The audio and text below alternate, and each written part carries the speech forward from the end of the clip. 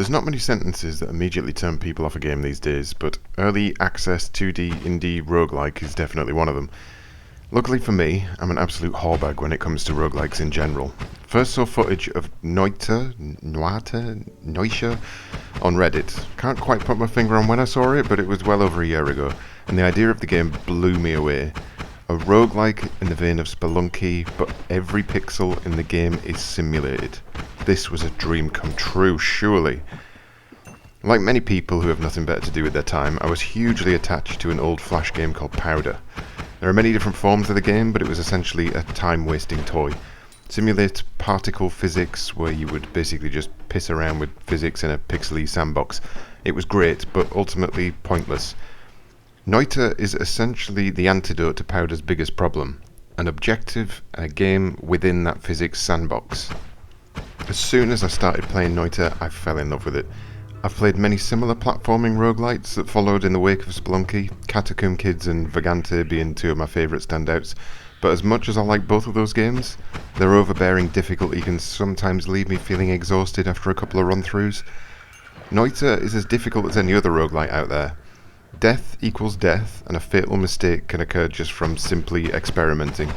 Each level is a randomly generated dungeon. Find new magic wands, kill enemies, collect gold and explore. While the premise is simple, the mechanics of the world itself are an absolute joy to piss about with.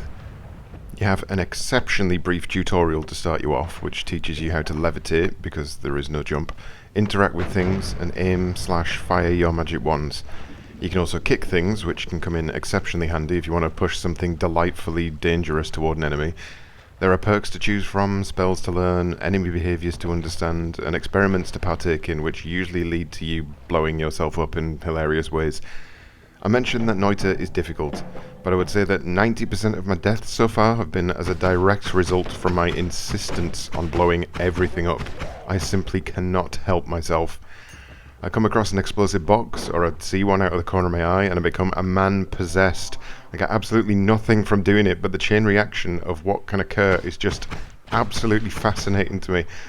Just as it was in Powder back in the day. Just as an example, on one playthrough, I'd picked up a spell that let me cast a rain cloud. I used this to try and wash some poison out of my system, and it worked absolutely brilliantly, and I was very pleased with myself for coming up with such a clever plan. Then I saw an explosive crate. I couldn't help myself. I blew the thing up, and the chain reaction that occurred blew my mind. The water from my rain cloud spell had gathered all of the poison from that area of the level into a huge lake of gungy, poisonous mess below me, and the explosion I created caused most of the landscape to set on fire. This, in turn, began to evaporate the water, and soon enough the poison began to rise in big pixelated evaporation clouds toward my stupid face. I managed to escape in this instance, but a lot of the enemies in that area weren't quite so lucky, and this is another area where Noita really puts a smile on my face. As with any good roguelike, what can be done to you can also be done to your enemies, and vice versa. If you see an enemy with a shotgun, he'll try and shoot you, but if another enemy happens to be in the way, he'll end up shooting him instead. Enemies catch fire, drown, get poisoned, get polymorphed. There are so many cool little mechanics at play here. It's tough to go over all of them in a short impressions video, but I wouldn't really want to go into everything anyway. The joy of discovery in this game has me absolutely hooked, and I wouldn't want to take that away from anyone. At the end of each level, you'll get some more choices and more things to experiment with. You'll handily receive a health top-up and all of your spells will be replenished, but you'll also be dropped into a shop which will usually sell either wands or spells. You can carry up to 4 wands, each of which has their own stats, and each wand comes with a number of spell slots. Some of these will already be taken up with spells, but not necessarily all of the slots will have been used. At this point, you can completely customize your wands in whichever way you like. You can swap spells from one wand to another, or buy new spells in the shop and add those into any free slots that you might have. The customization here is almost overwhelming, but the chance to experiment with the idea of a perfect wand, perhaps one that fires poison first and then fire, and then watching the reality of your shit idea come to fruition when you accidentally blow yourself up with the same wand, it's just too much fun.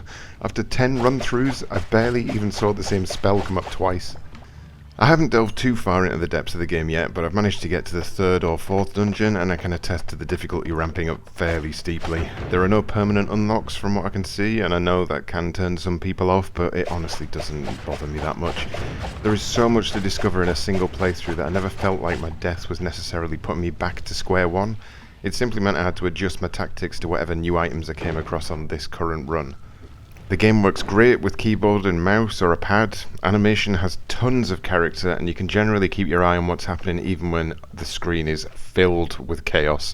But most of all, it's just incredibly fun, whether you're doing well or not. If I was to throw any early criticisms toward the game, I can only think of a few, and I'm pretty sure the early access related things. There were a couple of times where I got stuck on a pixel and the game seems to restart every time you begin a new game for some reason. But this is the kind of early access where you start to wonder what else they're actually going to add to the game. It feels fleshed out enough in its current state. If you're a lover of difficult games, simulated physics, Michael Bay style explosive madness, or games that allow you to experiment within its own mechanics, I cannot recommend this enough right now.